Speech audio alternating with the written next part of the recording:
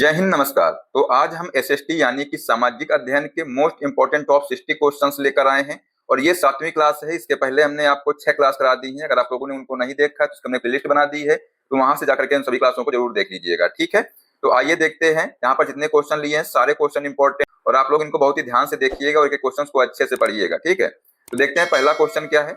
वर्तमान में Angkor Wat स्थित है, बताइए। कंपुचिया, इसको जो है कंबोडिया कहते हैं, तो कंबोडिया में, श्रीलंका में, चीन में या म्यांमार में। तो दोस्तों वर्तमान में जो अंकोर वाट स्थित है, कहां पर स्थित है? कंबोडिया में स्थित है। ठीक है, ये इसका राइट आंसर हो जाएगा। आइए इसके बारे में देखते हैं थोड़ा। यह मंदिर जो है भगवान विष्णु को समर्पित है। अगर आपसे पूछा जाए जो मंदिर है ये किसको समर्पित है, तो भगवान विष्णु को समर्पित है। और इस मंदिर का निर्माण 12वीं शताब्दी में खमेर शासक सूर्यवर्मन सेकंड द्वारा कराया गया था। एग्जाम में ये भी आ सकता है। ठीक है, नेक्स्ट क्वेश्चन है, भारत में मध्य युग में किस साम्राज्य ने कन्नौज पर शासन किया था? राठौर, गुर्जर प्रतिहार, चौहान, पाल। तो आंसर हो जाएगा गुर्जर प्रतिहार ने। गुर्जर प्रतिहार वंश द्वारा इस वंश का जो वास्तविक संस्थापक था नागभट्ट फर्स्ट था, तथा सबसे प्रतापी शासक मिहिर भोज था। और गुर्जर प्रतिहार वंश के बाद कन्नौज पर गढ़वाल वंश का शासन स्थापित हुआ। ठीक है, नेक्स्ट क्वेश्चन है क्वेश्चन नंबर 3। पढ़िए ध्यान से और बताइए इसका आंसर क्या हो जाएगा। बृहदेश्वर मंदिर स्थित है, कहां पर स्थित है? आप लोग सभी क्वेश्चंस के आंसर देने की कोशिश किया करिए। यहाँ पर हमने आज 60 क्वेश्चंस लिए हैं, और क्लास के लास्ट में अपना इसको जरूर कमेंट करिएगा कि आप लोगों ने कितने क्वेश्चन सही किए हैं। बताइए क्या होगा इसका आंसर। तंजौर में, उड़ीसा में, कालीकट में, डक्कत में। तो आंसर हो जाएगा बेटा, ये जो है तंजौर में स्थित है। ठीक है, ये इसका जिसने आंसर दिया है उसका सही हो जाएगा। तो जो बृहदेश्वर मंदिर है इसकी स्थापना कब हुई थी? तो 1010 ईस्वी में हुई थी। किसने करवाई थी इसकी स्थापना? तो राज प्रथम ने जो है, ये जो है एक चोल शासक था, इसने इसकी स्थापना करवाई थी। तंजौर कहां पर है? तमिलनाडु में है। और इस मंदिर को राजराजेश्वर मंदिर भी कहा जाता है, और यह मंदिर भगवान शिव को समर्पित है। ठीक है, अगला क्वेश्चन है कि शाहनामा किसके द्वारा लिखी गई है? बताइए, देखते हैं कौन इसका आंसर देता है। क्वेश्चन नंबर 4 का आंसर जल्दी से दीजिएगा आप लोग कमेंट बॉक्स में। ऑप्शन है यहाँ पर उमर खयाम, फिरदौसी, शेख सादी, कौटिल्य। तो राइट आंसर हो जाएगा फिरदौसी। साथियों जो फिरदौसी है ये महमूद गजनवी का दरबारी लेखक था। ठीक है, ये आप लोग ध्यान रखिएगा। अगला क्वेश्चन है, निम्न में से कौन सा सुमेलित है? बताइए। लॉर्ड कॉर्नवालिस स्थायी बंदोबस्त, लॉर्ड विलियम बेंटिंग विलय नीति, लॉर्ड कैनिंग सती प्रथा का अंत, लॉर्ड डलहौजी सहायक संधि प्रणाली। बेटा पूछा गया है कि इनमें से कौन सा सही सुमेलित है, तो ऑप्शन नंबर जो यहाँ पर ए है, लॉर्ड कॉर्नवालिस ने जो है स्थायी बंदोबस्त प्रणाली शुरू की थी। ठीक है, तो ये सही हो जाएगा। ऑप्शन नंबर ए इसका राइट आंसर होगा। जो लॉर्ड कॉर्नवालिस है इन्होंने जो है जमींदारी या इसको जो है इस्तमरारी व्यवस्था कहते हैं, इसकी शुरुआत कब किया था? तो 22 मार्च 1793 में किया था। लॉर्ड विलियम बेंटिंग दोस्तों जो है इन्होंने सती प्रथा का अंत जो है शुरू किया था, और 4 दिसंबर 1829 में जो है ये प्रथा की शुरुआत किया था। लॉर्ड कैन ने दोस्तों 1857 की क्रांति के समय ये गवर्नर जनरल था। ठीक है, और लॉर्ड डलहौजी दोस्तों जो है ये विलय नीति प्रारंभ की थी, कब? 1848 से 56 में। और लॉर्ड दोस्तों विलय जिले हैं इन्होंने सहायक संधि प्रणाली शुरू की थी 1798 में। ठीक है, ये आप लोग ध्यान रखिएगा। नेक्स्ट क्वेश्चन है, मार्को पोलो कौन था? बताइए, देखते हैं इसका आंसर कौन देता है। बताइए मार्को पोलो कौन था? अन्वेषक था, वैज्ञानिक था, लेखक था या प्रकाशक था? तो दोस्तों मार्को पोलो है बेटा, ये जो है अन्वेषक था। ठीक है, ये इसका यहाँ पर राइट आंसर हो जाएगा। मार्को पोलो जो है ये वेनिस इटली का यात्री था, जो 13वीं शताब्दी के अंत में जो है दक्षिण भारत आया था। ठीक है, नेक्स्ट है, निम्नलिखित में से प्रथम भारतीय समाचार पत्र था? बताइए। The Tribune, Times of India, Bengal Gazette या यंग इंडिया। तो दोस्तों यहाँ पर बात की गई है प्रथम भारतीय समाचार पत्र की, तो बंगाल गजट दोस्तों जो है ये प्रथम भारतीय समाचार पत्र था। और प्रथम भारतीय समाचार पत्र दोस्तों जो है बंगाल गजट था, जिसे 1818 ईस्वी में जेम्स हिक्की ने प्रकाशित किया था। ये भी एग्जाम में कई बार पूछा जाता है। बंगाल गजट दोस्तों अंग्रेजी प्रथम समाचार पत्र था, ध्यान रखिएगा। ठीक है, ये अंग्रेजी भाषा में था। अगला क्वेश्चन है, प्रथम भूमिगत रेलवे का निर्माण हुआ था न्यूयॉर्क में, दिल्ली में, लंदन में, दुबई में। तो साथियों जो प्रथम भूमिगत रेलवे है इसका निर्माण जो है लंदन में हुआ था। कब हुआ था? तो 10 जनवरी 1863 में। ठीक है, और यह रेल दोस्तों भाप इंजन से चलती थी। ठीक है, अगला क्वेश्चन है कि अमेरिका ने नागासाकी में परमाणु बम गिराया था, कब गिराया था? 6 अगस्त 1945 को, 9 अगस्त 1945 को, 7 अगस्त 1944 को या 15 अगस्त 1945 को। बेटा इसका आंसर हो जाएगा ऑप्शन नंबर बी, 9 अगस्त 1945 को। ठीक है, तो तीव्र विश्व युद्ध चल रहा था 1939 से 45 के बीच दोस्तों द्वितीय विश्व युद्ध हुआ, और इसी के दौरान जो है अमेरिका ने जापान के दो शहरों हिरोशिमा और नागासाकी में जो है परमाणु बम गिराया था। बेटा अगर पूछा जाए कि जो हिरोशिमा में बम कब गिराया था, तो 6 अगस्त 1945 को, और उसी के 3 दिन बाद जो है नागासाकी में जो है बम गिराया था 9 अगस्त 1945 को। ठीक है, ये आप लोग ध्यान रखिएगा। अगला क्वेश्चन है, नागरिक सुरक्षा संगठन की स्थापना किस वर्ष की गई है? बेटा इसकी जो स्थापना है बताइए किस वर्ष की गई है? 1960, 1961, 1962, 1963। तो राइट आंसर हो जाएगा 1962 में।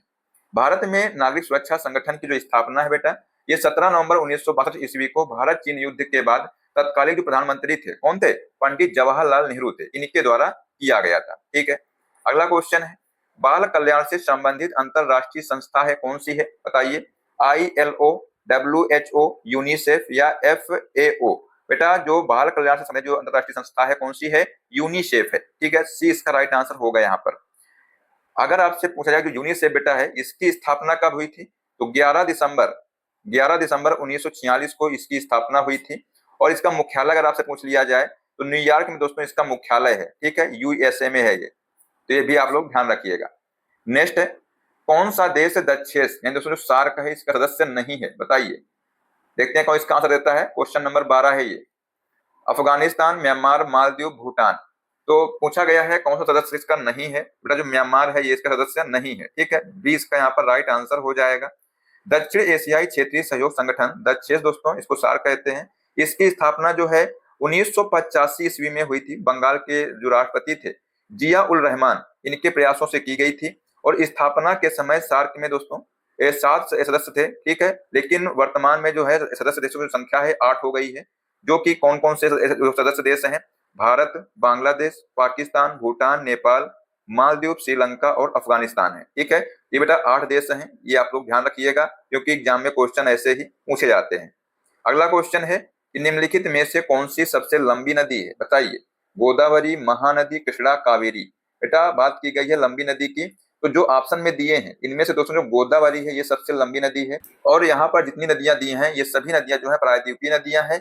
इनकी लंबाई देखिएगा दोस्तों, जो गोदावरी नदी है इसकी लंबाई कितनी है? तो 1465 किलोमीटर है। कितनी है? 1465 किलोमीटर। और साथियों जो महानदी है इसकी लंबाई है 858 किलोमीटर। ठीक है, और जो कृष्णा नदी है इसकी लंबाई कितनी है? 1401 किलोमीटर है। और जो कावेरी नदी है इसकी लंबाई है 800 किलोमीटर। ठीक है, तो पूछा गया सबसे लंबी नदी कौन सी थी? तो आंसर हो जाएगा ऑप्शन नंबर ए, गोदावरी नदी। ठीक है, अगला क्वेश्चन है, क्वेश्चन नंबर 14 है, पढ़िए और बताइए इसका आंसर क्या हो जाएगा। क्वेश्चन है कि निम्नलिखित में से किसका उपयोग पृथ्वी की आयु के परिकलन में नहीं किया जाता है? बताइए। चंद्रमा का ज्वारीय बल, महासागरों में लवणता, पृथ्वी का आकर्षण बल, अवसादन की दर।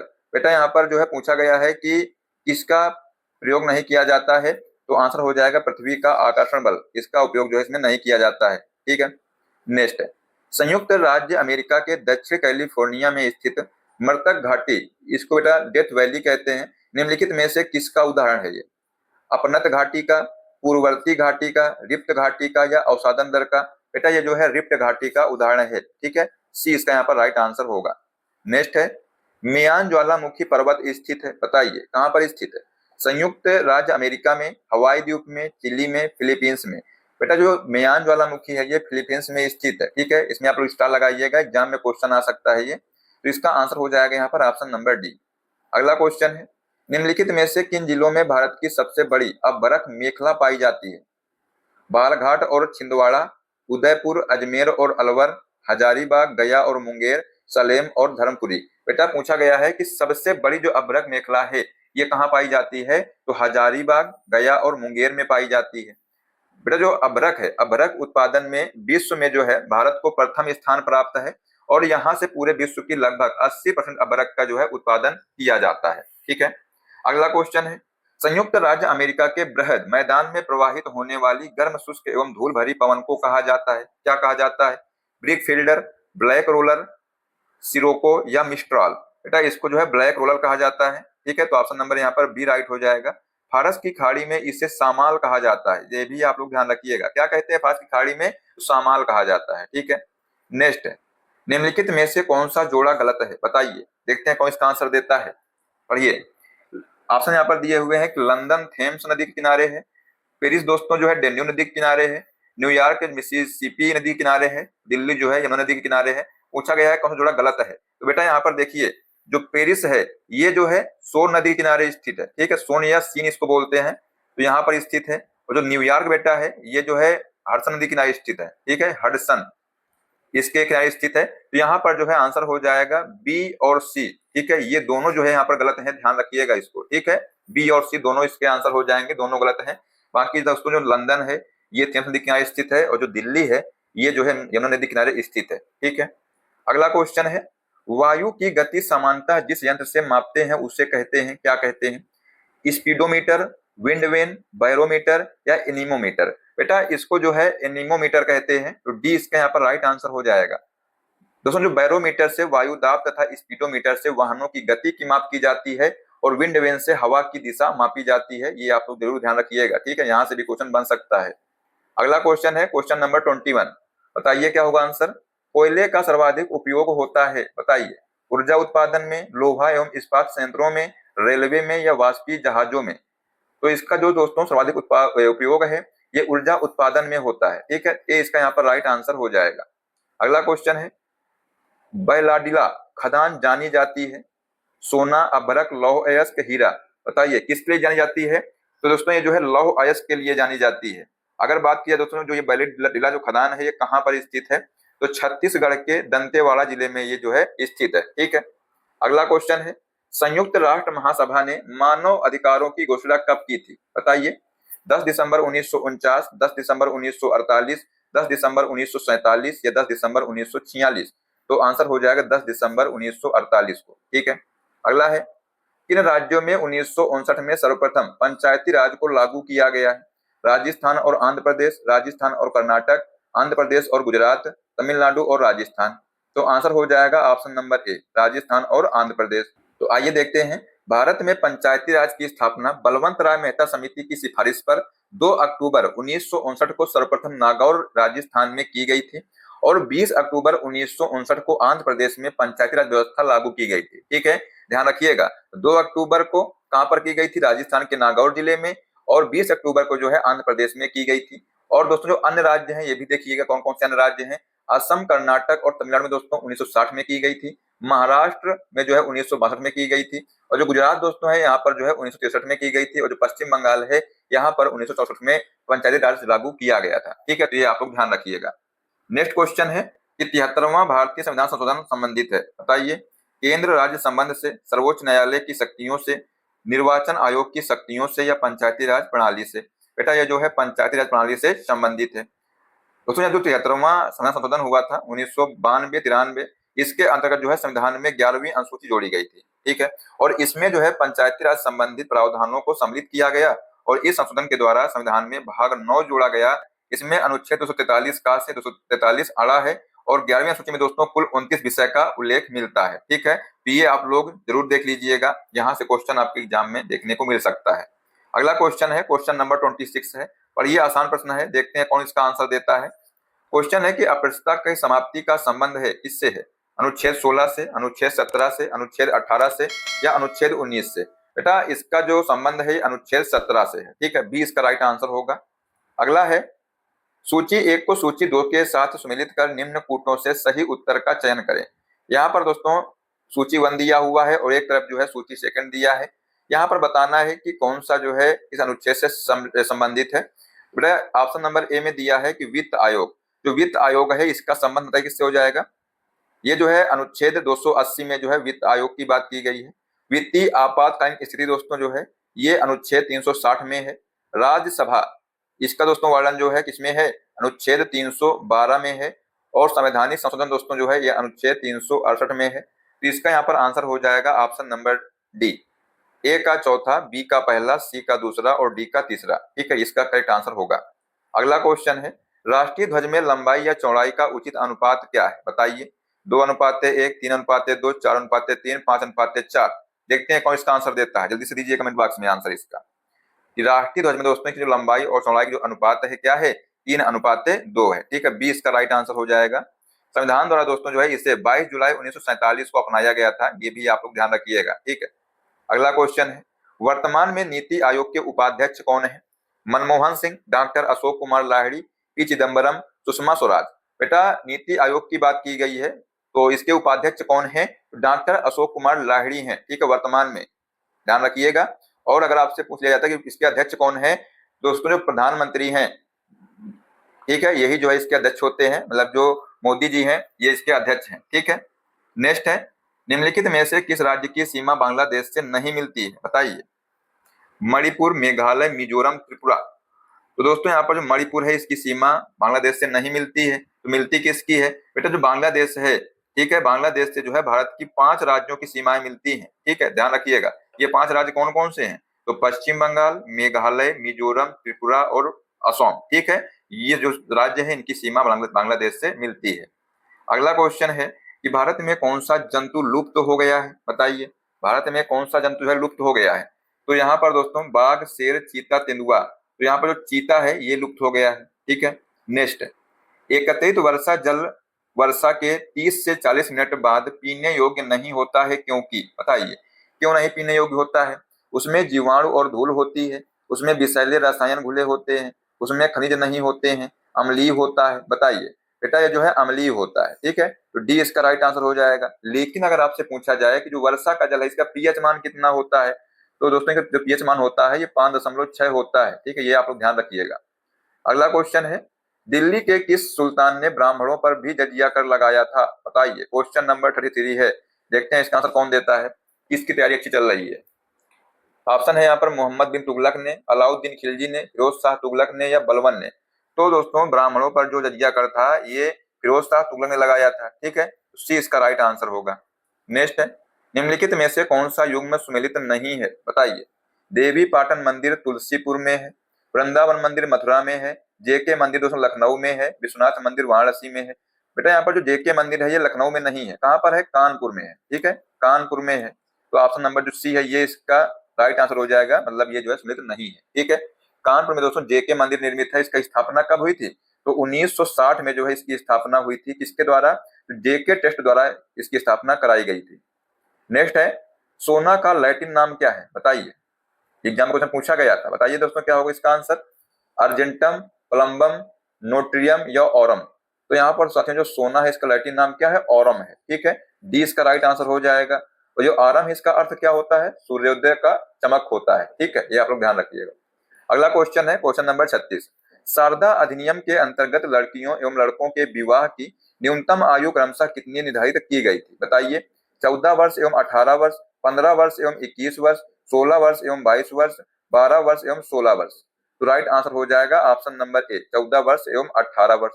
आइए देखिएगा यहाँ पर दोस्तों जो शारदा अधिनियम है ये बाल विवाह को रोकने के लिए 1929 ईस्वी में पारित किया गया था। कब पारित किया गया था? तो 1929 में जो है इसको पारित किया गया था। और इस अधिनियम को पारित करने का जो प्रयास है डॉक्टर हरविलास शारदा ने किया था। किसने किया था? डॉक्टर हरविलास शारदा ने, ठीक है। नेक्स्ट है, उत्तर प्रदेश विधानसभा के अध्यक्ष कौन है? बताइए। सतीश महाना, नियाज हसन, स्वामी प्रसाद मौर्य, BL जोशी। तो आंसर हो जाएगा सतीश महाना, ठीक है। अगला है, वर्ष 2026 के 72वें राष्ट्रीय फिल्म पुरस्कारों में किसे सर्वश्रेष्ठ अभिनेत्री घोषित किया गया है? यामी गौतम, करीना कपूर को, प्रियंका चोपड़ा को, रानी मुखर्जी को। तो आंसर हो जाएगा यामी गौतम को। दोस्तों जो यामी गौतम है इनकी फिल्म का नाम क्या है? ये भी आपसे एग्जाम में आ सकता है। तो आर्टिकल 370 यानी 370 ये जो है इनकी फिल्म का नाम है, ठीक है, ये भी आप लोग ध्यान रखिएगा। तो आंसर हो जाएगा ऑप्शन नंबर ए। नेक्स्ट है, कौन सा ऊर्जा स्रोत पारंपरिक नहीं है? बताइए। कोयला, नाभिकीय ऊर्जा, सौर किरणें, पेट्रोल। तो आंसर हो जाएगा बेटा यहाँ पर जो नाभिकीय ऊर्जा है ये जो है पारंपरिक नहीं है, ठीक है। ऊर्जा के परंपरागत स्रोतों वे हैं जो लंबे समय से सामान्य उपयोग में लाए जा रहे हैं। ईंधन और जीवाश्मी ईंधन परंपरागत ऊर्जा के 2 मुख्य स्रोत हैं, जैसे कि खनिज तेल, पेट्रोलियम, प्राकृतिक गैस, कोयला, जल विद्युत ऊर्जा आज जो है ये क्या है? ये जो है परंपरागत स्रोत है, ठीक है। लेकिन अगर वहीं पर बात करें बेटा गैर परंपरागत स्रोत की, तो कौन से हैं? पवन ऊर्जा, सौर ऊर्जा, ज्वारीय ऊर्जा, नाभिकीय ऊर्जा, बायोगैस, भूतापीय ऊर्जा। आज दोस्तों जो है ये गैर परंपरागत स्रोत हैं, ठीक है, तो ये आप लोग ध्यान रखिएगा। तो इसका आंसर हो जाएगा ऑप्शन नंबर बी। नेक्स्ट है, रिंग कुशन का प्रयोग कब किया जाता है? बताइए। दोस्तों जो रिंग कुशन है इसका प्रयोग कब किया जाता है? सर्दी लगने पर, हैजा होने पर, मोच आने पर या सैया घाव होने पर। तो आंसर हो जाएगा ऑप्शन नंबर डी, सैया घाव होने पर, ठीक है, ध्यान रखिएगा। नेक्स्ट है, गोंद का क्लप किस प्रकार के वस्त्र में लगाया जाता है? बताइए। ऊनी, सूती, रेशमी, नायलॉन। तो दोस्तों इसका आंसर हो जाएगा सूती वस्त्र में जो है लगाया जाता है। ठीक है, बी जिसने इसका आंसर दिया है उसका सही हो जाएगा। नेक्स्ट क्वेश्चन है, हेलो हेलो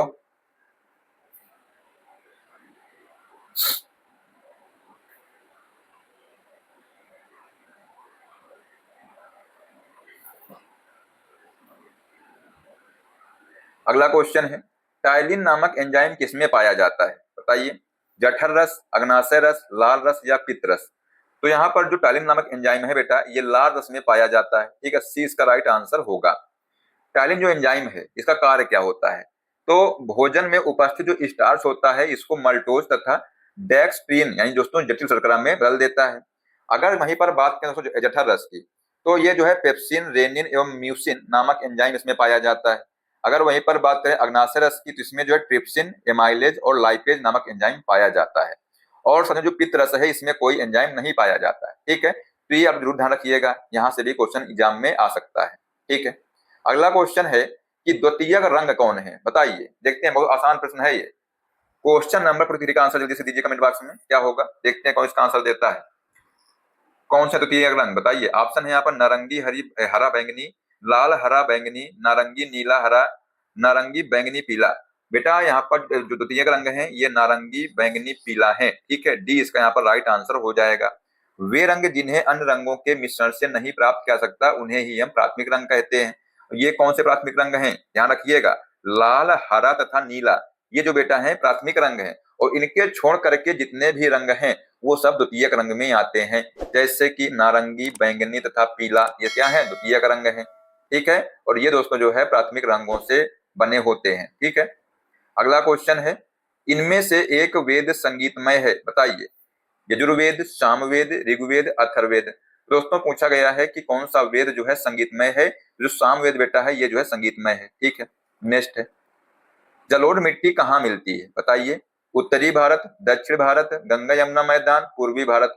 तो ये जो जलोढ़ मिट्टी है ये गंगा यमुना मैदान में मिलती है। सी इसका यहाँ पर राइट आंसर होगा। अगला क्वेश्चन है, निम्नलिखित में से कौन सा रसायन फल परिरक्षण में प्रयोग नहीं किया जाता है? Potassium metabisulphite, sodium benzoate, sodium metabisulphate, calcium bicarbonate. तो आंसर हो जाएगा कैल्शियम बाइकार्बोनेट। ठीक है, अगला क्वेश्चन है, एक सप्तक में कितने स्वर होते हैं? 14, 12, 11, 17। तो आंसर हो जाएगा इसमें जो है 12 स्वर होते हैं। ठीक है, नेक्स्ट है, 1 किलो बाइट किसके तुल्य होता है? बताइए। 1000 बाइट, 10,000 बाइट, 1024 बाइट या इनमें से कोई नहीं? बेटा ये जो है 1024 बाइट के तुल्य होता है। नेक्स्ट है, 2026 के 98वें जो ऑस्कर पुरस्कार में सर्वश्रेष्ठ फिल्म का पुरस्कार जीता है, किसने जीता है? बताइए, किस फिल्म ने जीता है? द सोशल नेटवर्क ने, द फाइटर ने, ब्लैक स्वान ने, वन बैटल आफ्टर अनदर ने।